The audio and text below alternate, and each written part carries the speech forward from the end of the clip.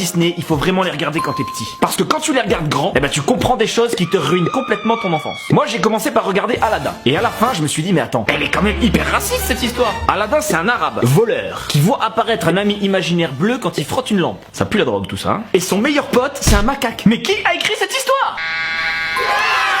Moi je suis sûr que c'est le même mec qui a écrit Mulan. Ah bah elle c'est le top du cliché. Bon à la base ça partait bien. Une femme guerrière, au moins c'est pas misogyne, qui se bat courageusement contre les Huns pour défendre la Chine. Attention c'est là que ça dérape. Et pour l'aider à mener cette guerre, elle a deux amis, un criquet et un dragon. Ah bah il manquait plus qu'elle se balade sur un panda en fabriquant des baskets Adidas. Et là on était au top hein. Le seul point positif à la limite c'est que le criquet il parle pas. Ah bah parce que la plupart des héros dans Disney ils parlent aux animaux bien sûr. Moi je dis il faut pas s'étonner si les gosses deviennent complètement teubés après hein. Mais non mais tu dis n'importe quoi. Alors vas-y argumente. Vas-y.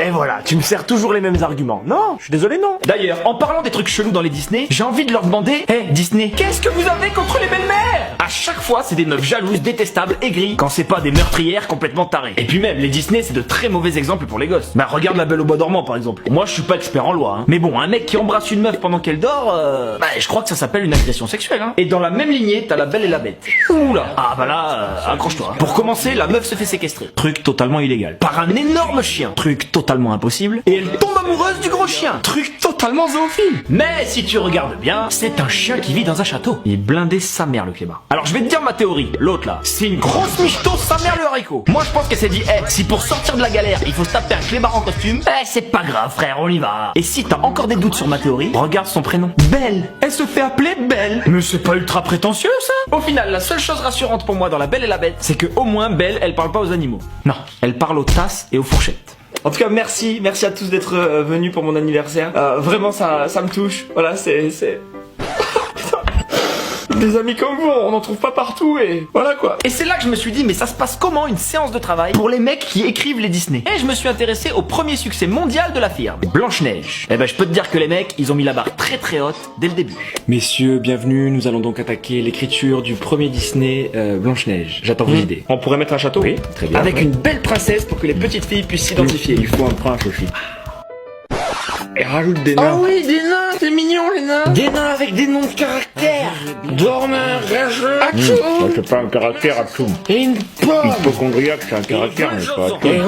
On va avoir l'apéro. Il a aucun sens ce dessin animé. Mais au moins, il a le mérite de pas être misogyne. Quoique, mettre une meuf seule dans la forêt avec 7 mecs, je sais même pas pourquoi des nains d'ailleurs. Ah, c'est limite quand même, hein. Ah, parce que si tu veux de la misogynie, assieds-toi confortablement, je te présente Cendrillon. Un père mort, une belle-mère horrible, qui fait d'elle sa boniche et qui l'a fait habiter dans le grenier. Ses seuls amis, c'est des souris. Ah bah sur le papier, ça pue la dépression cette histoire, hein. Mais c'est sans compter sur notre équipe d'auteurs de génie. Mais maintenant, il faut arriver à vécu heureux et frère, c'est chaud là. Non, c'est possible. Elle a une marraine, c'est une fée. Hein? Une marraine fée. Et la marraine, elle transforme les rats en chevaux. Moi, ma marraine, elle est champenoise. Elle fait d'excellentes tartes aux myrtilles, ma marraine, c'est... En princesse. Elle a des chaussures en verre, comme une bouteille de bière. C'est des myrtilles du jardin, en fait.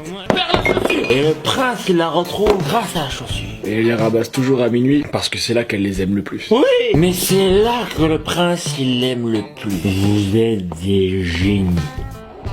Bah oui, c'est sûr que c'est comme ça qu'ils font. Après, j'avoue que des fois, ils laissent des petits indices pour limiter la casse. Rien que Peter Pan, si tu regardes bien, c'est sous tes yeux. Il y a des pirates, des indiens, des fées, des sirènes. Alors ok, ça fait rêver, mais dès le début, ils te disent qu'on est où? Au pays imaginaire. Comprendre dans la tête d'un gosse qui a pas d'amis et qui regarde le mur pour passer le temps. Bon, après, j'avoue que je dis tout ça, mais je suis le premier à avoir regardé et avoir adoré tous ces dessins animés. Et si je devais tirer une morale des Disney, ce serait qu'on peut compter sur le fait que ces contes de fées nous content des fées qui, tout compte fait, nous font rêver.